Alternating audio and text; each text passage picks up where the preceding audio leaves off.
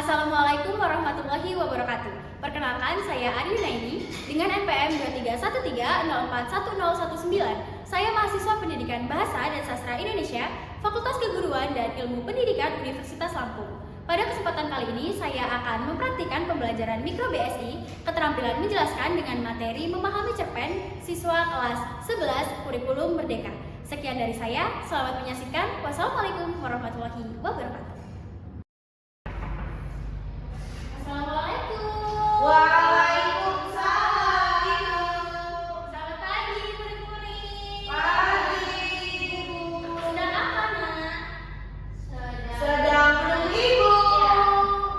Habis makan pertama ya? Udah masak, Ibu. Mana pelajaran? Ibu. Oh iya. Baik, sebelum memulai pembelajaran hari ini, Ibu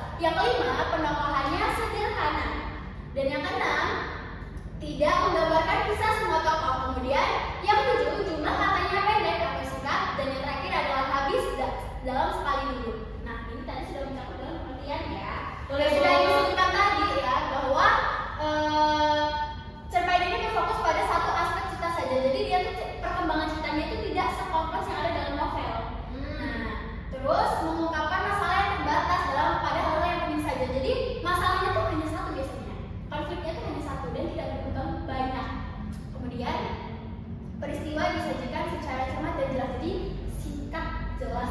Siap, Ibu. Penokohannya juga tidak sebanyak yang ada dalam novel, jadi penokohannya mungkin hanya 1-2 orang saja. Iya, Ibu. Kemudian ada struktur Struktur cerpen terdiri dari orientasi, rangkaian peristiwa, komplikasi, dan resolusi. Ada yang tahu nggak bagian orientasi itu apa? Aku. Bagian Hah? bacakan coba. Bagian awal, Ibu. Nah, biasanya tuh orientasi ini tuh ada pengenalan para tokoh, menata adegan, dan hubungan antara tokoh, Ibu. Iya betul, Aisyah. Terima kasih Aisyah. Nah, bagian orientasi ini biasanya ditemukan pada paragraf pertama cerpen ya. Dia tuh ada di bagian atas, di bagian pengenalan dan Menata adegan itu gimana, Ibu?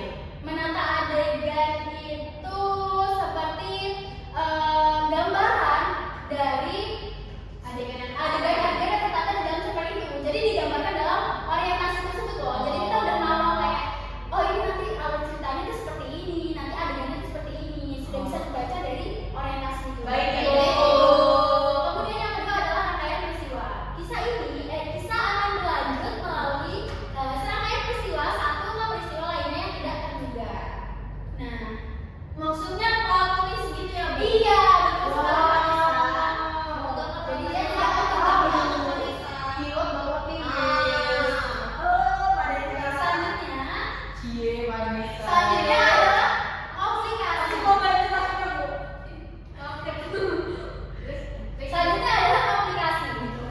Kemudian cerita akan bergerak menuju ke konflik atau puncak masalah, pertentangan atau kesulitan-kesulitan bagi para tokohnya yang mempengaruhi latar waktu dan karakter. Jadi komplikasi ini itu bisa dibilang adanya konflik di dalam cerpen itu ya, di bagian konfliknya komplikasi itu. Nah, kemudian Gitu. biasanya kalau ada masalah pasti ada penyelesaian kan? Iya, Ibu. Nah, bagian selanjutnya adalah resolusi. Bagian ini akan menceritakan solusi untuk masalah atau tantangan yang dicapai telah Kamu punya ide ya? Punya. apa itu? Ide. Ide. Ide. Kamu ide sih? Sudah ya nak, cukup. Nah, jadi resolusi itu berisi solusi dari masalah pada komplikasi di bagian sebelumnya. Selanjutnya, kita akan memberikan kalian contoh cerpen yang akan ibu kirim dalam grup WhatsApp kelas ya. Nanti kalian bisa cek di grup kelas ya. Bisa kalian baca terlebih dahulu Ibu tentang penyimpanan cerpen tersebut. Bisa berbagi dengan Vanessa ya kalau penyimpanannya penuh. Vanessa bagaimana? Kamu harus beli HP baru kalau kayak gitu. Jadi, yang ini Bu ketika lebaran. Iya betul. Ya, kalau bisa marah, Bu. Itu kan contoh cerpen. Cerpen kan berfiksi ya. Nanti jawab. Tolong dibaca dulu ya, dibaca sampai selesai. Baik, Ibu. Ibu akan memberikan Ibu pertanyaan. panjang banget, Ibu. Ketika dianalisis Vanessa. Ibu Vanessa nggak mau baca, Ibu. Saya ya. Ibu nanti tanya Ibu. lagi. Udah selesai. Udah, aku juga udah, Ibu. Ini tahun berapa nak? 10, Ibu. Ibu Ibu tanya aku. hari ini aku ulang tahun Ibu. Selamat ulang tahun Aisyah. Kasih tangannya dicapi dong, kebanyakan ulang tahun.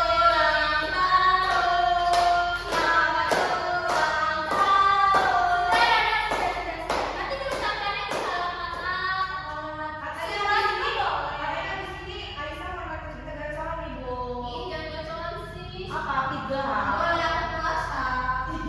Pantesan bocah. Tadi lemes ya. Iya, pantesan kayak berak gitu orangnya. Ibu ini jelasnya apa, Ibu? Maksudnya kita sudah jawab aja gitu loh. Iya, nggak tahu jelas apa. Jelas nggak sih? Jelas katanya sedikit tadi ya. Oh, Aisyah nggak pikul jadi paham. Nah, ada dua pertanyaan nih. Udah selesai kan bacanya? Nah, apakah cerpen tersebut memenuhi ciri-ciri dari cerpen yang udah kita pelajari tadi? Yang pertama, jumlah katanya banyak atau bagaimana? Sedikit Ibu. Nah, yang kedua, waktu membaca yang tadi kalian bacanya lama, cepat atau gimana? Bentar banget, Ibu.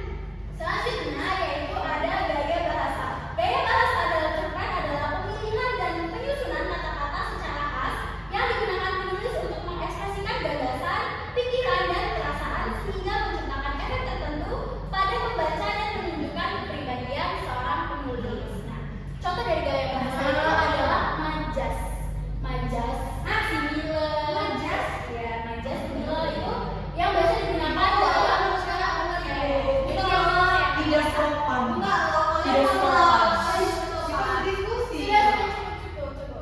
Dan yang terakhir adalah amanat. Amanat ini biasanya ada dapat disampaikan secara implisit atau eksplisit ya. Jadi amanat itu adalah pesan yang ingin disampaikan dari cerita tersebut. Betul. Begitu. Nah, begitulah ceritanya. Gimana kan? Udah paham belum cerpen itu apa?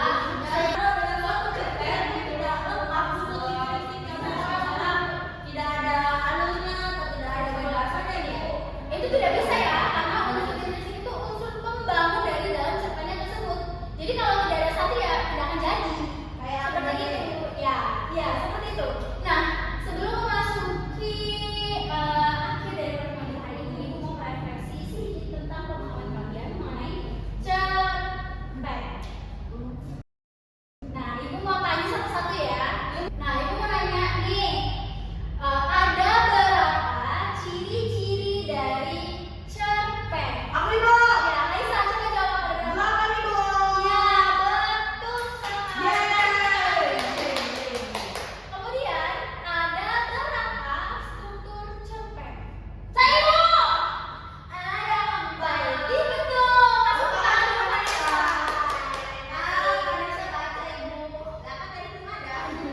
Nah, sebutkan dua struktur cerpen. Coba Aisyah sebutkan. Ibu, yang pertama ada orientasi. Ini bagian awal. Biasanya ada pengenalan para tokoh, menata adegan, dan hubungan antara tokoh. Ya. Kemudian yang kedua ada rangkaian peristiwa. Nah, kisah akan berlanjut melalui rangkaian peristiwa satu ke peristiwa lainnya yang secara tidak terduga. Betul, Aisyah. Kasih tepuk tangan dulu. Nah, selanjutnya ada berapa unsur intrinsik dalam cerpen? Ada 7 Ibu. Apa saja Raihan? Coba Ada saya. tema, ada tokoh, ada penokohan, ada sudut pandang, ada alur, ada latar, ada gaya baca, dan ada anak Ibu. Betul. Jadi di bawah kalian sudah paham ya. Selanjutnya kita akan memberikan tugas mandiri untuk kalian. Jadi Tugas terus. ini tugasnya dikumpul minggu depan. Jadi masih banyak. Jadi kalian gunakan untuk mengerjakan tugas ini. Ada 5 tugas. Yang pertama, analisis tokoh dan penokohan yang ada dalam cerpen ketika laut marah. Cerpen yang tadi diberikan kepada kalian. Kemudian yang kedua, sebutkan ada berapa latar tempat dan waktu yang ada dalam cerpen ketika laut marah. Yang ketiga, analisislah alur dan yang ada dalam cerpen ketika laut marah. Yang keempat, jelaskan apa yang bisa kita dapatkan dari cerpen ketika laut marah. Dan yang terakhir, buatlah satu contoh cerpen dengan tema bebas. Oh, banyak sekali, Bu. Tidak apa-apa, ini hanya sedikit. Kan kalian sudah Hanya sedikit. sedikit materinya. Nah, jadi tugas ini dikumpulkan pada pertemuan minggu Tunggu tugasnya ya. Nanti cerpennya kalau misalnya kita ada waktu, Ibu akan minta kalian untuk membacakan cerpen kamu. Baik Ibu. Nah, Ibu rasa cukup pada pertemuan hari ini ya, karena kalian juga sudah paham tentang cerpen, unsur-unsurnya dan semuanya. Sudah diberikan tugas juga. Baik, untuk pertemuan hari ini Ibu rasa cukup. Sebelum menutup pertemuan, Raihan bisa dipandu untuk berdoa ya. Baik Ibu, sebelum akhir kelas hari ini, alangkah baiknya kita berdoa. Berdoa mulai. Berdoa selesai. Bersama. Assalamualaikum warahmatullahi wabarakatuh. Waalaikumsalam warahmatullahi wabarakatuh. Terima kasih banyak murid-murid yang sudah berpartisipasi pada pertemuan kali ini dan yang sudah hadir pada pertemuan Yeay. kali ini. Semoga di pertemuan selanjutnya kita diberikan kesehatan dan bisa bertemu kembali. Amin. Akhiri, wassalamualaikum warahmatullahi wabarakatuh. Waalaikumsalam warahmatullahi wabarakatuh. Ya Ibu.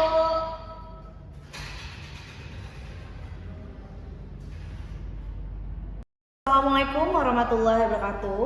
Saya Haisa Farina Salsabila dengan NPM 23130410005 bertindak sebagai observasi lisan untuk saudara Ari Yunaini.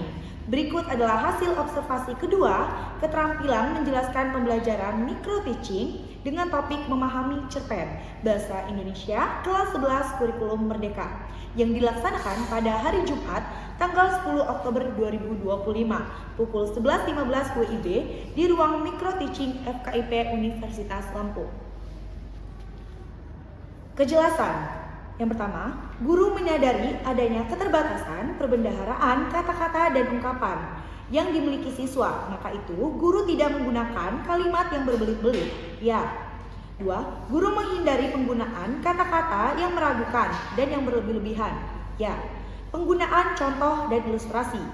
Pertama, guru memberikan contoh yang cukup untuk menanamkan pengertian dalam penjelasannya. Ya. Guru menggunakan contoh yang relevan dengan sifat dari penjelasan itu. Ya. Contoh yang digunakan guru sesuai dengan usia, pengetahuan, dan latar belakang siswa. Ya.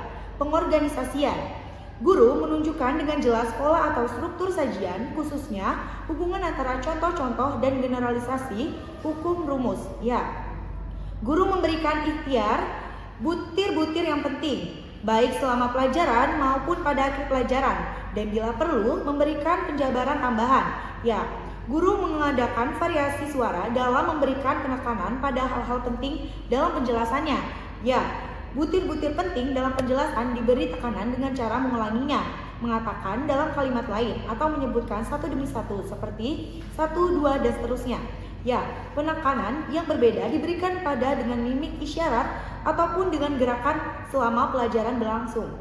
Ya, pemberian tekanan juga diberikan dengan menggunakan gambar-gambar, demonstrasi atau benda sebenarnya. Ya, balikan. Guru mengajukan pertanyaan untuk mengetahui pemahaman, minat, atau sikap siswa tentang relevansi atau kegunaan penjelasan tersebut. Ya, guru menggunakan balikan itu untuk menyesuaikan ketepatan atau mengubah maksud penjelasan itu. Ya, sekian observasi dari saya. Wassalamualaikum warahmatullahi wabarakatuh.